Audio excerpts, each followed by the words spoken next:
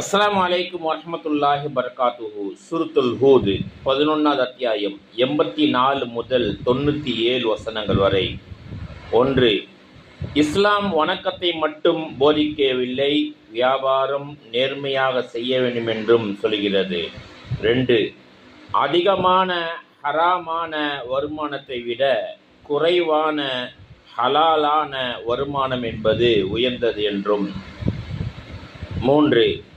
இஸ்லாம் பள்ளிவாசலை மட்டுமல்ல, வியாபாரம், குடும்பம், சமூகம் என வாழ்க்கையின் எல்லா பகுதிகளும் கற்றுத்தருகிறது.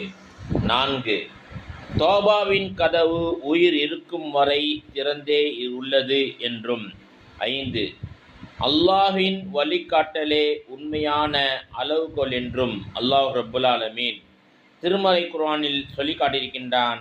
இதை நாம் அறிந்து செயல்படக்கூடிய மக்களாக அல்லாஹ் நம் எல்லோரையும் ஆக்கி அருள் புரிவானாக. அஸ்ஸலாமு அலைக்கும் வரஹ்மத்துல்லாஹி வபரகாத்துஹு.